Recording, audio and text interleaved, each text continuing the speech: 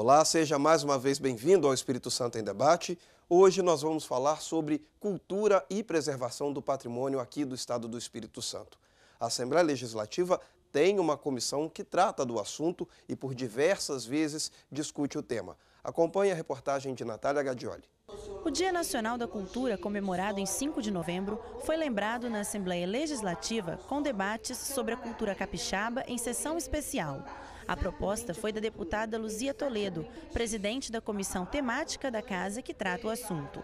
Na ocasião, o secretário estadual da pasta, Frei Paulão, enfatizou a importância do planejamento e da participação da sociedade para definir os rumos que queremos para o Espírito Santo.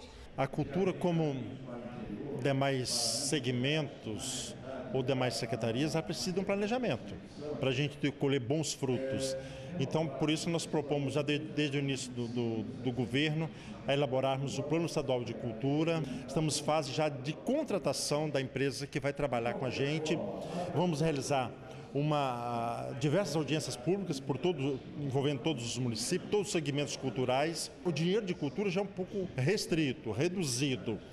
Então, através de um planejamento, através de um plano, podemos dar esse grande direcionamento. O dia contou ainda com uma série de eventos no Pilotis da Casa, como a apresentação de um recital de poesias por estudantes do município de Itaguaçu, região noroeste do estado. E educa gerações que se seguem. É para incentivo mesmo da leitura e da escrita, para aguçar nas crianças esse gosto para ler e escrever, né? Esse mundo imaginário que é tão maravilhoso e que é importante até mesmo para enaltecer as nossas crianças e tirar ele desse mundo que a gente está vendo aí cheio de perigos, cheio de drogas, né? Para valorizar a produção literária capixaba, membros da Academia Feminina Espírito Santense de Letras fizeram um sarau de poesias, com direito à apresentação de música clássica. Eu acho que a casa respirou cultura e é isso que nós queríamos. Portanto, nós vimos aí a reportagem de Natália Gadioli. Para nós discutirmos o assunto aqui no ES em Debate, nós convidamos hoje a Joelma Consuelo, que está aqui do meu lado. Ela é subsecretária de Patrimônio Cultural do Estado, e também o professor e historiador Fernando Akiamé, do meu outro lado. E eu começo perguntando para ele, afinal de contas, o que seria cultura? O que é cultura no aspecto mais filosófico, professor? Olha, Evandro, eu não diria filosófico, eu diria antropológico, né? Cultura é o que define o ser humano. Tudo que o ser humano faz na sociedade é cultura. Porque, tirando a cultura, só resta para a gente a natureza. Aí nós estamos iguais a todos os outros elementos da natureza, animais, vegetais, minerais. Então, o ser humano fabrica, produz cultura. É tudo que ele cria para sobreviver. Eu gosto desse enfoque assim, antropológico. Eu estudei um pouco, né? Sim. Para sobreviver. Então, por isso que não tem discriminação, não tem certo e errado na cultura. Se o ser humano faz aquilo, aprende a falar, né? Quer dizer, não tem a língua melhor que a outra, né? Não tem comida melhor que a outra, não tem modo de namorar melhor que o outro. O que as pessoas adotam para suas vidas, isso é cultura. Perfeito. Joelma, nós somos aqui, nós temos, né, uma das cidades mais antigas do Brasil, várias delas, aliás. Somos um estado bastante antigo, então nós temos alguns patrimônios. Na minha opinião, deveríamos ter mais, né, patrimônios culturais e históricos. Como é que o estado tem cuidado e tem preservado esses patrimônios? Bom, o que é patrimônio, né? Tudo aquilo que a gente entende que é nosso, que nós nos identificamos e que nós temos uma noção de pertencimento. Logo, nós temos a imediata necessidade de preservar. Então, o nosso patrimônio é riquíssimo, como você colocou. Agora, existe o patrimônio tombado e o não tombado. O que é o tombamento? É o reconhecimento da importância de um bem. Então, nós temos igrejas importantíssimas, um patrimônio importante, como o Convento da Penha, que é um patrimônio do Espírito Santo, aliás, um patrimônio do Brasil. Nacional, né? Nacional, ele é tombado pelo IPHAN, quer dizer, um tombamento estadual, o reconhecimento de que o Convento da Penha é um patrimônio importante para o Brasil. Nós temos igrejas tombadas em nível estadual, como a Catedral Metropolitana de Vitória. Ela é tombada pelo Conselho Estadual de Cultura. Então, é um reconhecimento de que a catedral é importante para o Espírito Santo. Temos também um tombamento que pode ser municipal, como a cidade de Muqui, por exemplo.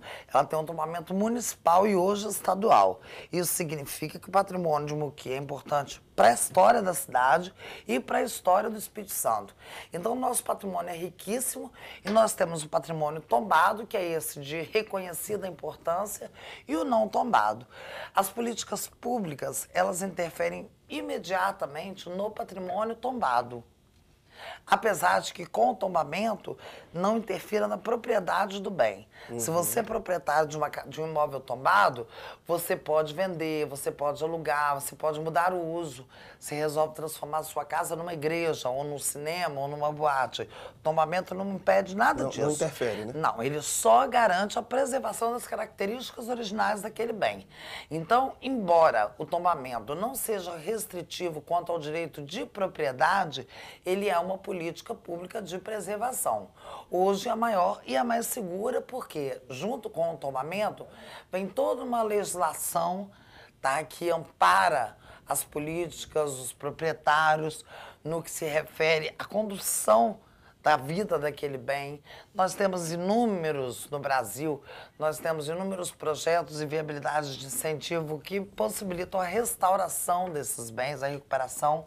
Então, as políticas do Estado para o patrimônio, que a gente chama de patrimônio arquitetônico, né, ou patrimônio imóvel, seriam as políticas de preservação para os patrimônios tombados, que são esses reconhecidos ou pelo IPHAN, ou pelo Conselho Estadual de Cultura, ou por conselhos municipais de cultura. Perfeito. Professor, o senhor acha que o Estado, ele preserva bem a cultura, ou ele leva a cultura, e resgata a cultura, perdão, de forma satisfatória? O Estado, que eu digo, não a instituição Estado, mas as pessoas que compõem o Estado. Olha, o poder público, como a Joelma falou, tem certos bens que pertencem à sociedade, de modo geral, que são tão importantes que eles merecem um destaque, um registro, ou como se fala mais comumente, um tombamento, né? E é o reconhecimento do poder público, seja no nível federal, estadual ou municipal, de que aquele bem tem um valor excepcional e deve ser conservado. No caso do Espírito Santo, nós temos os 3 níveis, como já foi falado, né? Os federais, quer dizer, o Convento da Penha, por exemplo, ele tem um destaque nacional, até mesmo fora do país, né? E, por exemplo, outras igrejas, a Igreja Jesuítica dos Reis Magos, né? Etc. Então, o que a gente nota é que o Estado, ele não produz cultura, ele, em nome da sociedade, ele tem, planeja e implementa políticas para a preservação.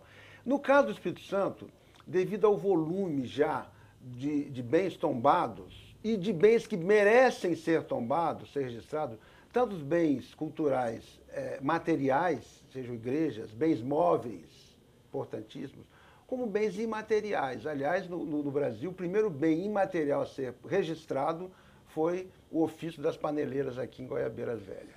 Agora é importante que o senhor explique para a gente também o que são bens materiais e imateriais, né? Existe uma diferença? É uma coisa simples. Os bens materiais seriam aqueles objetos, né? Os objetos. Então, seria um objeto que pode ser um edifício, um palácio, uma residência, uma estação ferroviária, uma locomotiva. E os bens imateriais é o saber fazer, o know-how, né? O saber fazer são atividades, né? Crenças e também toda a sabedoria, assim, muitas vezes popular, né? Técnicas, e que merece também registro para serem preservadas, né? O saber fazer, por exemplo, a panela de barro, a muqueca, o vinho de caju lá na Paraíba, etc., né? Mas o que eu quero enfatizar é o seguinte, que o nosso Estado, enriquecendo, preservando esses bens e no seu nível agora de desenvolvimento socioeconômico, ele merece ter aqui um Instituto do Patrimônio Histórico Estadual. Instituto do Patrimônio, entendeu? Porque a gente via em outros estados. Na década de 80 aqui, o Espírito Santo ainda tinha muito problema, muitas crises, e as fundações, inclusive a antiga Fundação Cultural, todas as fundações foram extintas para a economia. Isso se revelou um desastre, porque um instituto como uma fundação tem muito mais autonomia, porque o que a cultura e o patrimônio necessitam é de dinheiro, verbas, porque na questão artística, muitas vezes, também é necessário isso, mas muitas vezes a iniciativa privada está mais presente. Né? Na questão do patrimônio, na questão da museologia e tudo, das coleções museológicas, é importante a presença e o dinheiro, o financiamento públicos. E através de uma instituição, eu estou convicto disso, né? Criar até mesmo, como se tentou uns anos atrás, não conseguiu, quer dizer, o Conselho de Cultura, História da Cultura, ficaria só com a questão da política. E ter um conselho, como muitos estados já têm, em muitos municípios, um conselho estadual de tombamento, de preservação, um conselho estadual de patrimônio, né? Histórico, cultural, o cultural é mais amplo até. E com a sua instituição ligada com arquitetos, com historiadores, com arquivistas, museólogos, bibliotecários, enfim, com um pessoal técnico para ajudar os municípios, orientar particulares e mesmo empresas, tudo, para a preservação desse riquíssimo acervo cultural capixaba. Perfeito. Ô, Joelma, existe, aliás, uma discussão já desde o governo presidencial passado do ex-presidente Lula, no que diz respeito aos valores destinados à cultura. 3% do orçamento federal, 2% estadual e 1% municipal. O professor agora acabou de falar de falta de recursos. Se investe pouco em cultura, ou isso já é passado, já se melhorou, ou tem muito ainda pela frente? O que você pensa? Em todas as esferas de governo, tanto no municipal, no estadual como no federal, a pasta da cultura, sem sombra de dúvida, é uma das que tem o menor percentual orçamentário. Infelizmente, a cultura ainda é entendida como uma coisa que, se tiver, é bom, mas se não tiver, tá bom também. Como se fosse um luxo. Então nós não temos, por exemplo, uma obrigatoriedade percentual como a saúde e a educação tem. Agora, isso tem avançado. Há bem pouco tempo atrás, a cultura tinha sequer orçamento. Nós temos no Espírito Santo 78 municípios. Desses 78, nós temos apenas 20 municípios com Secretaria de Cultura. Isso significa que nós temos 20 municípios com orçamento para a cultura. Se a cultura não tem uma secretaria, ela tem 0% de orçamento. Então, assim, está muito distante do ideal. Aquela história de 3%, 2%, 1%, nada disso foi aprovado. Ou seja, nós temos hoje no orçamento o que o prefeito, o governador, ou o presidente, junto lá com o seu staff, destinam. Não tem nenhuma lei que regulamenta esse percentual. Então, embora ainda esteja muito longe do ideal, isso vem avançando. No Espírito Santo, é claro, esse avanço de acordo com a criação dessas secretarias. E no estado do Espírito Santo, o que a gente precisa para avançar é seguir a orientação do nosso professor Fernando Aquiamé, que é criar um Instituto do Patrimônio. É necessário criar esse instituto. É fundamental. Hoje a gente percebe nítidos avanços do estado de Minas Gerais com o IEFA, do estado da Bahia com o IPAC. A Bahia concentra um dos maiores patrimônios em termos de quantitativo no Brasil. Pelo governo do estado da Bahia, eles estariam lá atrás. Então tem o IPAC, que é o Instituto do Patrimônio Artístico e Cultural, e toda a questão patrimonial, desde o Olodum ao Pelourinho, é gerenciado pelo IPAC. Isso facilita a tramitação burocrática, acaba facilitando o desenvolvimento e o resultado final das ações. Então, embora não tenhamos ainda um percentual definido, a gente tem avançado com a criação das secretarias municipais. Obviamente que se aumenta a demanda municipal, o Estado também tem que aumentar o seu aparato, porque ele precisa dar essa assessoria aos estados, aos municípios. Nós temos hoje 5 sítios históricos tombados no Espírito Santo. A Secretaria de Estado da Cultura, ela não pode se furtar a dar assessoria técnica a esses municípios. A arquiteto tem um peso salarial que as prefeituras do interior, que é onde estão os nossos 5 sítios históricos, não conseguem cumprir.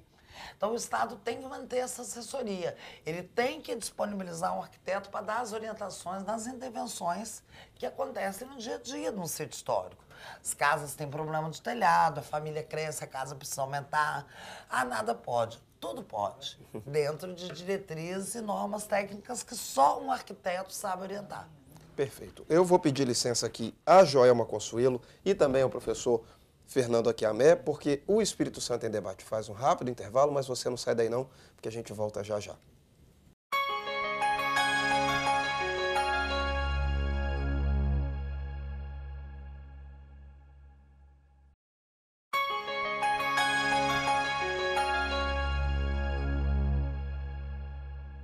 Estamos de volta com o Essa em Debate. Hoje nós estamos discutindo aqui a cultura no Espírito Santo e também a preservação dos patrimônios culturais do Estado. E para isso a gente recebe o professor de História, o historiador Fernando Akiamé, e também a Joelma Consuelo, que é subsecretária de Patrimônio Cultural aqui do Estado, com quem eu começo esse segundo bloco.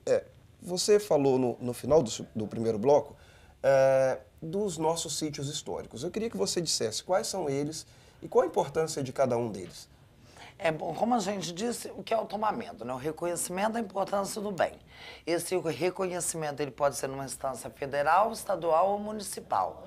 Nós temos no Espírito Santo 70 bens tombados pelo Conselho Estadual de Cultura. Isso significa que 70 bens daqueles móveis que o professor Akiamé falou, que é o patrimônio material, aquilo que é tangível, que você vê e pode encosta. Pode pegar, né? Pode pegar, exatamente. O patrimônio material, ele pode ser da arquitetura civil, religiosa ou militar, né? Lembrando, por exemplo, o 38º BI, o Forte São João, isso é arquitetura militar. Nós temos as edificações, que são arquitetura civil, Casarão Cerqueira Lima, no alto da Cidade Alta, e a arquitetura religiosa, que são as igrejas, né? Os bens podem ser também telas, objetos, né? Que aí nós temos num número bem menor no estado. Mas são 70 bens materiais. Imaterial, nós temos apenas o fazer dessa panela de barro. Mas é um apenas muito singular, porque foi o primeiro registro imaterial feito no Brasil, conforme o professor Akiamé salientou anteriormente, e nós temos 5 sítios históricos. Né? Então nós temos, temos também 22 patrimônios naturais. O patrimônio natural, ele também faz parte da nossa cultura. Né? E nós temos que preservar, assim como as edificações e como os saberes. Então temos também 22 patrimônios naturais tombados. O que é o sítio histórico? É um conjunto deste patrimônio. Nós temos na Cidade Alta quase um sítio histórico, porque existe um conjunto patrimonial ali, não existe. O que falta ali para ser um sítio histórico? Acredito eu que um bom trabalho de gestão. Apenas isso. Mais difícil você já tem, que é a consolidação do patrimônio. E a preservação, o que eu né? considero como mais grandioso disso. Você tem pessoas. Qualquer bem, ele é fundamental, qualquer patrimônio, porque existem pessoas. Uma casa precisa ser preservada para pessoas morarem nela. Uma igreja para que as pessoas possam fazer seu culto religioso. Preserva-se uma mata também pela preservação do meio ambiente, obviamente, mas a cada dia mais cresce o interesse de caminhadas à mata, trekking, visitas à cachoeira, não é isso? Então preserva-se um patrimônio para e pelo ser humano. Então nós temos ali na Cidade Alta um conjunto patrimonial riquíssimo e temos pessoas que usam e que zelam por esse patrimônio. Porque embora o Estado seja responsável por aquilo que ele toma, uma vez que ele reconhece a importância desse bem, ele é corresponsável pela preservação, mas o fiel guardião de todo o patrimônio é a comunidade que zela e que acredita. Lembra que a gente começou falando que patrimônio era aquilo com quem a gente se identifica e que a gente tem uma exata noção de pertencimento.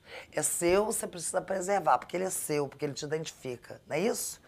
Então, esse é o grande lance da preservação, é a comunidade. Esses são os fiéis guardiães de todo e qualquer patrimônio. Então, o sítio histórico é esse, é um conjunto patrimonial que, por ele ter sido tombado pelo Estado, é reconhecido que aquele conjunto é importante para a história do Espírito Santo. Então, nós temos o sítio histórico de Santa Leopoldina, que é o centro da cidade. Nós temos o sítio histórico de São Pedro do Itabapoana, que é distrito do município de Mimoso do Sul. Nós temos o sítio histórico de Muqui, que também é o centro da cidade. Nós temos o sítio histórico do Porto de São Mateus. Porto fica aí em São Mateus, mas é um bairro específico. Não é toda a cidade de São Mateus, o sítio histórico como é Muqui, como é Santa Leopoldina. É um bairro específico. É um bairro específico. Então, esses são os 5 sítios históricos do Espírito Santo.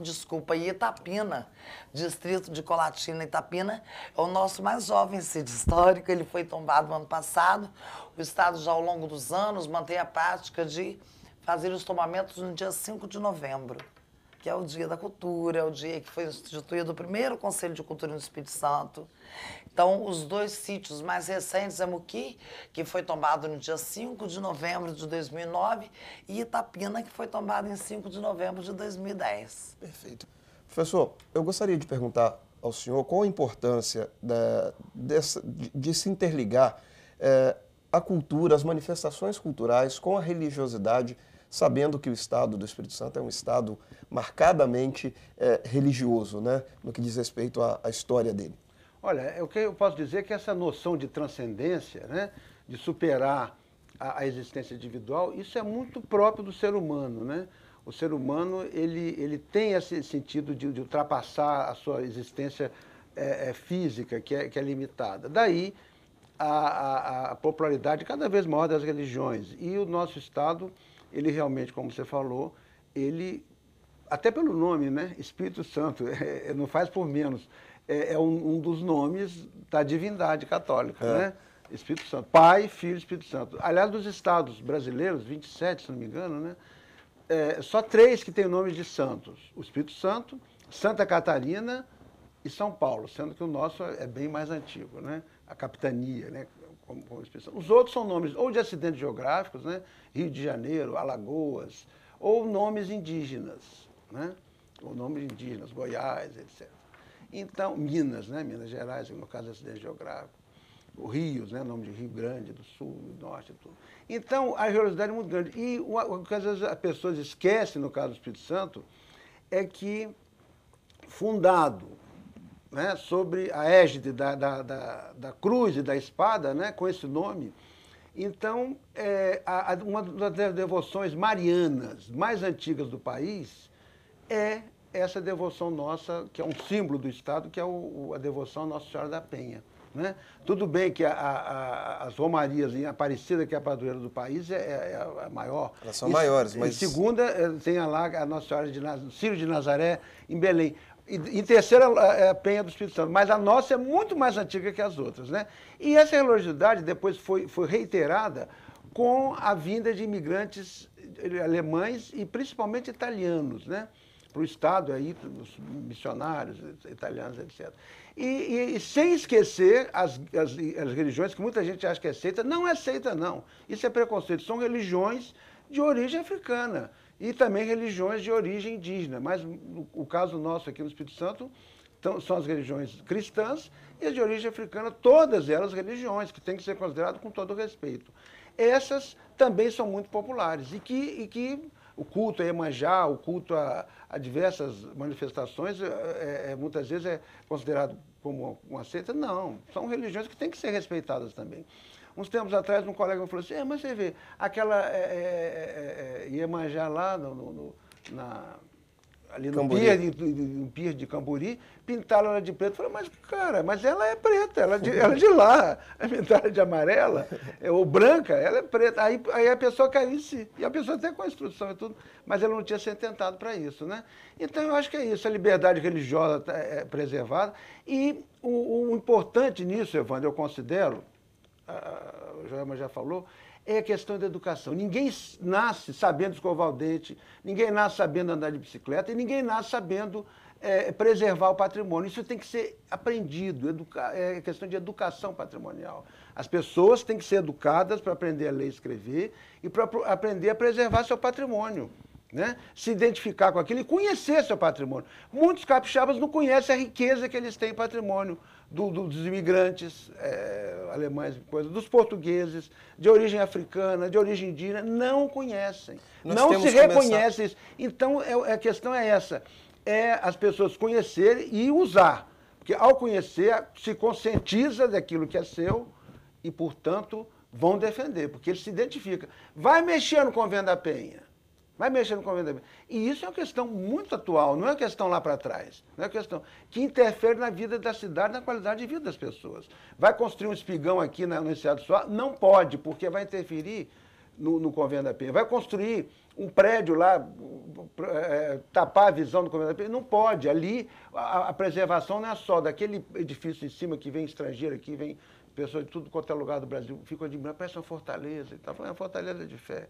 E tudo mais também a mata é preservada, a sagui é preservada, aquele pé de planta é preservado. Então não pode mexer. E o paisagismo, os cones de visão, tudo tem que ser considerado nesse aspecto, porque é qualidade de vida. Eu quero ter o direito de daqui de Vitória olhar para o Convento da Penha e não ter um prédio, um bloco de concreto armado na minha frente. Não é? Isso é um direito do cidadão. Então, a questão do patrimônio é uma questão atual e que responde diretamente à qualidade de vida, ao índice de vida, do direito humano, é a questão do patrimônio. Isso se consegue com essa dupla condição.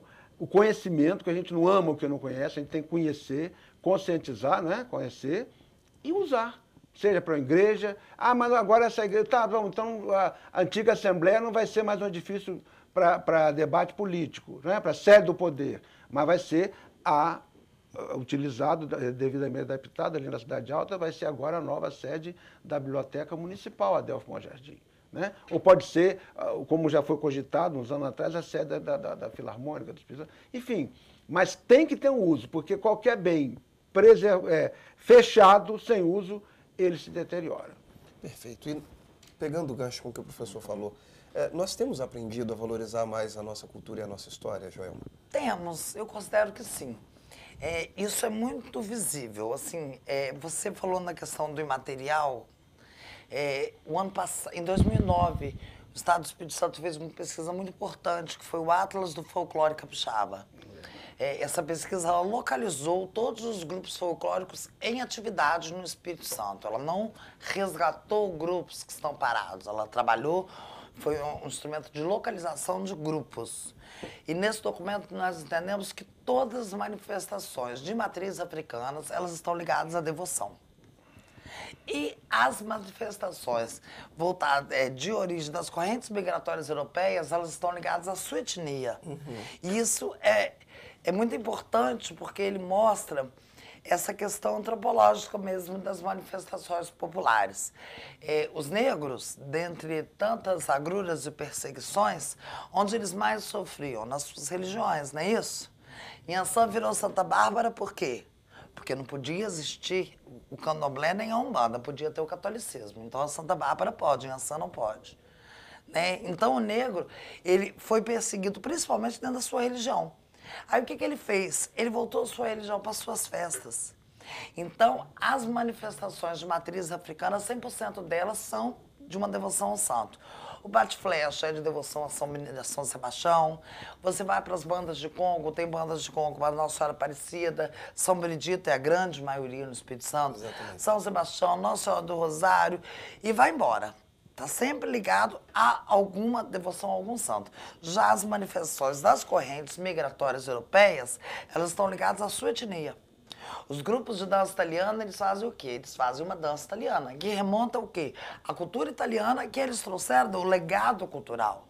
Porque eles vieram da Europa para cá, por quê? Porque eles estavam vivendo uma situação difícil lá, era um mundo novo, não era? Então vinha-se para um mundo novo, não era passar férias. Era fugindo de uma situação muito pior lá fora. Então, o maior problema que eles tinham era um problema mesmo econômico e social. Quando eles vieram para cá, eles trouxeram um legado e um grande orgulho. O italiano tem orgulho de ser italiano. O alemão de ser alemão, os pomeranos de ser da descendência pomerana. Então, as manifestações das etnias, que a gente chama de correntes migratórias europeias, elas existem em função do apego e da honra que eles têm por ser descendentes daquela matriz. No caso, os italianos, alemães, pomeranos, açorianos, enfim. Uma das grandes características do Espírito Santo é exatamente essa diversidade que vem principalmente dessas etnias. Então, com relação a conhecer e a respeitar essas manifestações, isso cresce a cada ano. Já vem de algum tempo, todo evento tem abertura com um grupo folclórico, não é isso? A gente vê direto as bandas de Congo abrindo um show, abrindo um congresso, abrindo um seminário, né? Há coisa de 10 anos atrás, quando a banda de Congo começava a tocar, a grande maioria de quem estava no levantava e ia embora. Ficava meia dúzia de jornalistas, de pessoas da cultura, de historiadores, dançando junto com a banda de Congo. 80% de quem estava naquele evento ia embora. Se o evento ia abrir, falava assim, vai começar às 6, mas eu vou às 7, porque de 6 às 7 é banda de Congo. Hoje isso mudou. Hoje muitos vão só para abertura, só para ver a banda de Congo, só para dançar um pouquinho. A Subsecretaria de Patrimônio, a gente participa dessas aberturas sempre que possível, levando grupos tradicionais, por entender que é um grande traço, um traço importante do nosso patrimônio. E a gente percebe isso nitidamente, que a cada evento que a gente participa, o número de pessoas que ficam para dançar com o grupo, pessoas que se interessam para vir perguntar depois, o que é isso? O que é Congo? O que é Caxambu? O que é bate-flecha? De onde que isso vem? O que isso representa? Folia de Reis, Boi Pintadinho. A gente procura também diversificar essa participação para a gente poder mostrar o quão rico e diversificada é a nossa cultura.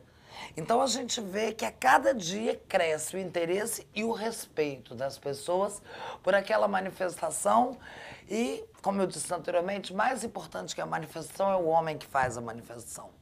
Se não tiver os congueiros, não tem Congo. Se não tiver os caxambuzeiros, não tem caxambu. Se não tiver o folião, não tem folia de reis. Então o respeito tem que ser com a manifestação, mas acima de tudo com o sujeito portador daquela manifestação, porque é ele que faz ela acontecer. E eu, graças a Deus, percebo que isso cresce a cada dia. Precisamos melhorar sempre, mas tem melhorado. Perfeito. O nosso tempo, infelizmente, está chegando ao final. Eu gostaria de agradecer a participação aqui da Joelma Consuelo, que é subsecretária de Patrimônio Cultural do Estado, e também ao professor, historiador e colaborador aqui da TV Assembleia, né? Está sempre nos nossos programas, o Fernando Akiamé.